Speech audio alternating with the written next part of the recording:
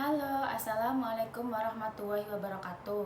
Perkenalkan, nama saya Munadirah, NIM 2010417149 dari kelas A2 Manajemen. Di sini saya akan membacakan ringkasan tentang strategi non-pasar dan penerapan strategi non-pasar yang bekerja sama dengan pemerintah dalam analisis lingkungan bisnis. Pertama, bab ini membahas masalah tindakan non-pasar yang bertanggung jawab dan dasar hukum untuk berpartisipasi bisnis dalam proses kebijakan pemerintah. Kemudian, perspektif tentang pemahaman hasil dari isu-isu non-pasar disajikan untuk memberikan landasan bagi perumusan strategi. Proses perumusan strategi non-pasar dikembangkan dengan fokus pada aset strategi. 3 strategi dasar kemudian disajikan dan diilustrasikan dengan contoh-contoh. Strategi representasi didasarkan pada hubungan konstituensi antara pemilih dan perwakilan mereka dan melibatkan mengarahkan tekanan konstituen kepada pemegang jabatan pemerintah. Strategi pembangunan mayoritas melibatkan pembentukan mayoritas untuk mendukung atau menentang undang-undang dan berfokus pada legislator penting. Strategi informasional berfokus pada penyediaan strategi informasi teknik dan politik kepada pemegang jabatan. Lanjut, ada tanggapan tindakan non-pasar. Dalam jangka panjang, perusahaan memiliki pengaruh terhadap isu-isu non-pasar sejauh kepentingan perusahaan tersebut sejalan dengan kepentingan masyarakat. Namun, dalam jangka pendek, perusahaan dan kepentingan lainnya seperti serikat pekerja dan aktivis dapat memiliki pengaruh yang lebih besar. Masalah penting yang perlu diperhatikan adalah kesesuaian kepentingan dalam usaha mempengaruhi keputusan publik. Lanjut, kritik atas tindakan bisnis non-pasar, sasaran bisnis dan kepentingan publik. Salah satu kritik terhadap tindakan non-pasar oleh bisnis adalah tindakan non-pasar yang dilakukan oleh perusahaan tersebut dapat bertentangan dengan kepentingan publik. Apa yang menjadi kepentingan umum seringkali menjadi subjek ketidaksepakatan yang mendasar. Tujuannya, spesifikasi tujuan adalah komponen penting dari strategi non-pasar, tidak hanya karena tujuan memfokuskan perhatian tetapi juga karena mereka mempengaruhi kepentingan mana yang akan selaras dengan dan melawan perusahaan. Tindakan non-pasar oleh perusahaan serta kepentingan lain harus memenuhi standar tanggung jawab. Perusahaan memiliki hak konstitusional untuk berbicara tentang masalah dan mengajukan petisi kepada pemerintah, dan tindakan tersebut harus terus terang dan transparan. Kekuatan non-pasar perusahaan seringkali dikendalikan oleh perbedaan kepentingan mereka. Selain itu, kekuatan bisnis seringkali dibatasi oleh tindakan kelompok seperti buruh, terorganisir, LSM, dan aktivis sosial. Perusahaan harus menghindari godaan untuk memanipulasi proses publik dan harus menahan diri di area abu-abu antara manipulasi dan pelaksanaan hak yang dapat diterima. Lanjut, perumusan strategi non-pasar adalah tanggung jawab manajer dan proses strategi memiliki komponen. Yang pertama, analisis non-pasar. Kedua, spesifikasi tujuan utama dan tujuan kontingen. Yang ketiga, pemilihan area kelembagaan. Yang keempat, formulasi strategi. Yang kelima, pengembangan dan pemanfaatan aset non-pasar termasuk rantai sewa. Yang terakhir ada implementasi.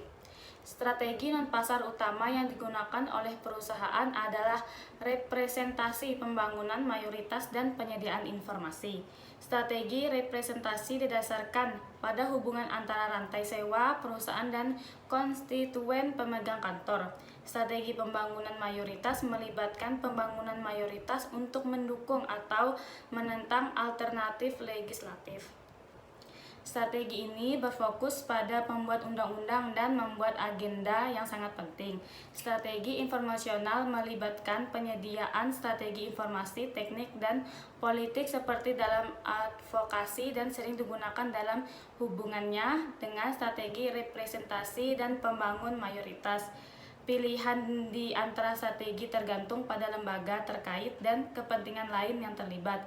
Lembaga dapat diatur dalam kaitannya dengan respon politik mereka. Strategi representasi digunakan untuk institusi yang responsif secara politik seperti Kongres dan Kepresidenan. Strategi yang melibatkan penyediaan informasi teknik dikaitkan dengan lembaga yang kurang responsif secara politik, termasuk pengadilan dan beberapa badan pengatur dan administrasi. Strategi yang melibatkan penyediaan informasi politik sering digunakan dalam hubungannya dengan strategi representasi. Di badan legislatif, strategi pembangunan mayoritas seringkali didukung oleh strategi representasi dan informasional. Sifat politik mempengaruhi pilihan strategi. Dalam politik klien, perusahaan tidak menghadapi pertentangan langsung, dan perusahaan biasanya lebih memilih strategi profil rendah yang diterapkan melalui lobby. Dalam politik kelompok kepentingan, perusahaan mungkin dipaksa untuk mengadopsi strategi profil yang lebih tinggi untuk melawan oposisi. Dalam politik klien, strategi pembangunan mayoritas relatif mudah untuk dirumuskan. Tetapi dalam politik kelompok kepentingan, sebuah perusahaan mungkin tidak hanya perlu membangun mayoritas, tetapi juga melindungi mayoritas itu dari strategi pembangunan mayoritas dari mereka yang ada di sisi lain masalah. Perusahaan dan kelompok kepentingan memiliki portofolio non-pasar yang luas. Lobby sangat penting dalam menangani masalah di bidang legislatif, peraturan, dan administratif. Lobby melibatkan menunjukkan kepada pemegang kantor bahwa kepentingan konstituen mereka atau kepentingan kebijakan mereka sendiri selaras dengan kepentingan perusahaan dan pemangku kepentingannya. Memberikan informasi yang relevan secara politik kepada pemegang kantor merupakan inti dari lobby yang efektif. Informasi tersebut mungkin bersifat teknik atau politis dan relevan dengan konstituen atau kepentingan kebijakan pemegang jabatan. Lobby seringkali berfokus pada komite dan staf mereka. Kesaksian dalam audiens terkait dengan lobby dan dapat dikoordinasikan dengannya.